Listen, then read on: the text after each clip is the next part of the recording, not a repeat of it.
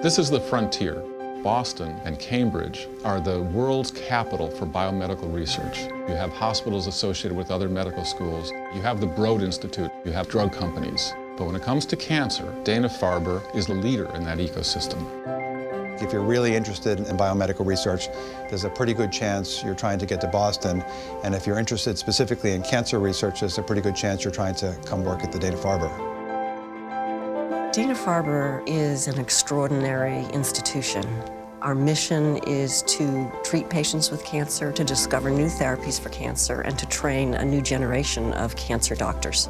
We have so many wonderful physician scientists here who work in the laboratory, and they take their discoveries all the way to the bedside of the patient. There are tremendous advantages to have someone be a physician and a scientist. For me and for my colleagues who do both of these things, both sides of our lives inform the other side. Dana-Farber's always had a CEO who is a combination doctor, researcher. Lori Glimsher is a fabulous immunologist herself, but it was more critical that she was a world-renowned researcher and someone who has great leadership and management skills. Dana-Farber has been a pioneer in cancer immunotherapy. For the first time, patients who have melanoma that has spread throughout their bodies and who are literally at death's door have been put into what looks like a durable remission.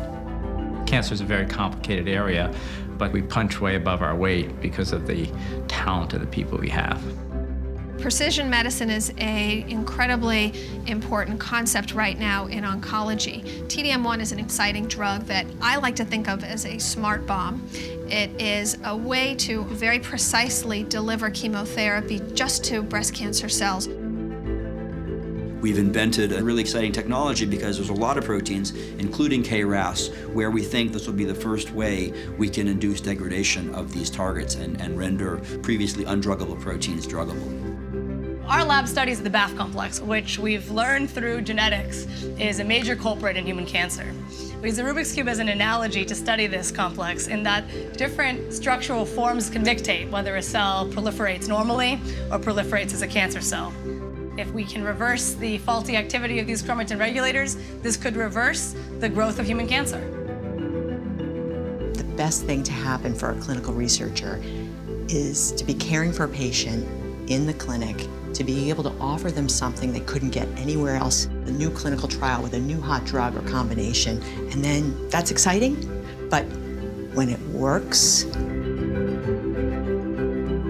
We have invested in an ability to actually create drugs within the four walls of an academic institution. We have chemists, we have drug developers. We think that's going to be the future. Right down the hallway rather than right down the street, you have the researchers, you have the clinicians, you have the patients, all working together to find a cure. And that pace is accelerating now. Something that used to take 8 or 9 years is now getting to patients in literally 3 years. In the past 9 years alone, Dana-Farber has had 30 companies created. From Dana-Farber's basic research, which is the center of this ecosystem, we go over to Cambridge, where these companies are being formed, and they turn that research into medicines. Those medicines then go back to Dana-Farber to treat and benefit the patients. And there's nothing like it in the world.